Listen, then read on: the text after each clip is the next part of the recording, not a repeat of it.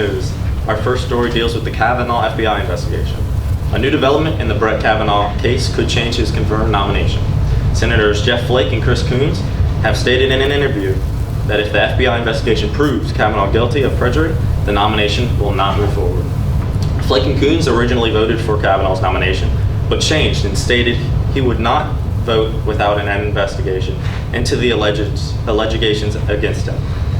Kavanaugh has denied all allegations. President Trump has ordered a background investigation into Kavanaugh, predicted to be completed within the week. Our next story deals with climate change. According to the International Panel on Climate Change, the world has until 2030 to stop climate disaster. They claim that far and lengthy solutions must be attained rapidly in order to avoid disastrous levels of global warming. Some of the businesses that are often blamed for intensifying global warming are contributing to its downfall. A Swedish retailer under the name IKEA has invested 2 billion, yes, 2 billion with a B, into renewing energy projects. IKEA plans to build 416 wind turbines and has already installed around 750,000 solar panels onto IKEA buildings. IKEA also claims that they will ban all single-use cups within its shops until 2020. The company also plans to only purchase renewable energy by 2020 and only use renewable and recyclable products by the same year.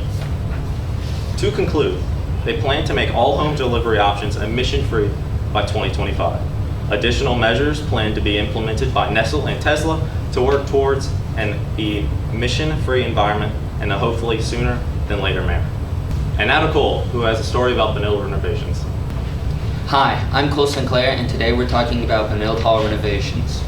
Now, Benilde Hall has been in construction since December 2017, and after a long-anticipated wait, Benilde Hall is finally opened. Student Body President Josh Rivera celebrated the grand opening by cutting the ribbon, officially opening the building to the public. The building's first floor is currently open, giving students access to a new media room, new bookstore, state-of-the-art study hall, brand new computer lab, and finally a new campus ministry office for Mr. Ramon to enjoy. Additionally, students will be happy to hear that PJ's Coffee will actually be opening up in a couple of weeks. It will be run by our very own business program and give St. Paul students a hands-on experience. The NFL is bad and overrated. Hi, I'm Gavin Patty, and the National Football League is one of the worst forms of entertainment being produced today. Despite popular belief, all NFL games are predetermined and scripted. Now, this is not necessarily a bad thing. Many great forms of film and television are being written and produced ahead of time. Examples include Spider-Man 2, Breaking Bad, and my personal favorite, pro wrestling. Now, Gavin, I hear all of you asking, how can you say that the NFL is bad for being scripted and predetermined whenever the WWE is exactly the same?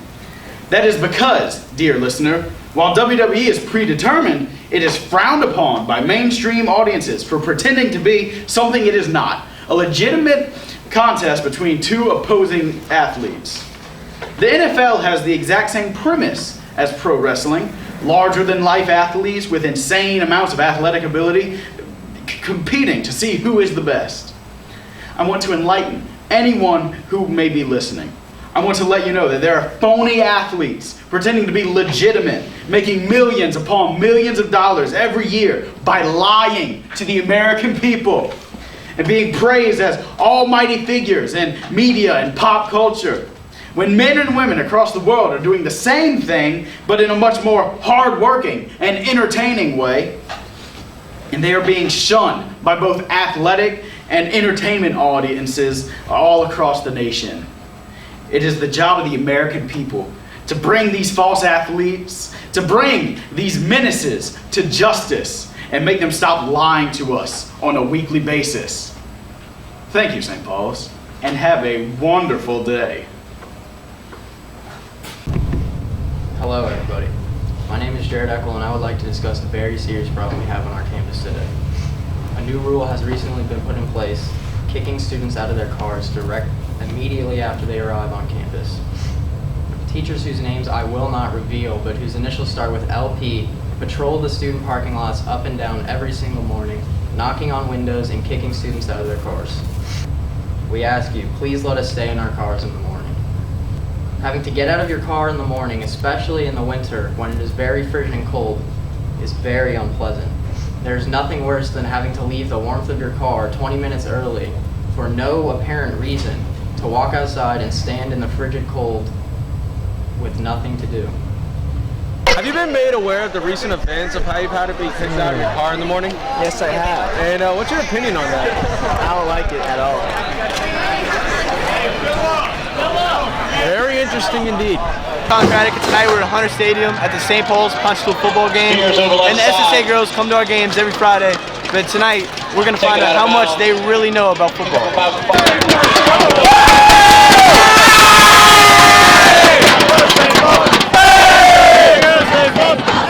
Question, how many points is a touchdown by itself? 6. That's right, that's right. How many points is a field goal by itself? And I'm sure you've heard this song.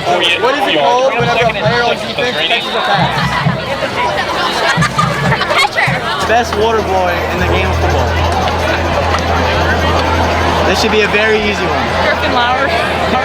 Hey, right, now we're here with senior cheerleading captains. And a captain. First question, when the announcer says it's 4th and goal, what does that mean? It means it's 4th down and we're in the goal section, so we're in the first 10, like closest to the field goal. Right, very good. Alright, Anna Catherine, who would you say is the most athletic SSA girl that if she played football would be the best at? Hunter Stadium, please give a big welcome when the tonight crowd, to the the student many section starts folks chanting who will be LeBron, joining the who are you band to talking play about? Twisted Sisters hit, We're Not Gonna And lastly, who's the best water boy in the whole sport of football? Griffin Lowry. That seems to be the reoccurring answer for tonight. And who would y'all say is the best water boy in the entire sport of football? Rocket ball carry over right side, gets inside the 10. Now we're here with freshmen. Esther. Alright, first question. How do you think so far senior quarterback Bear Palazzo has done tonight? Really good. Really good, really good. And also about LSU, everybody watches LSU. What do you think our rookie receiver Jarl been doing? I think he's doing really good. Really good. You think he's going to be able to, how do you think he's going to match up against Georgia this week? Tomorrow? We're gonna beat him. Problem. And lastly, who is the best water boy in the entire sport of football? Griffin Lowry. Position on the field is the person that snaps the ball to the quarterback, that hikes the ball to him. Right, that's it. Yay! Oh my god. Okay, how with Drew Brees breaking the all-time rushing yards as a quarterback this year, beating out Michael Vick, what do you think about that and that coming to New Orleans? I mean, he's cool. I like him. Do you think that's pretty impressive?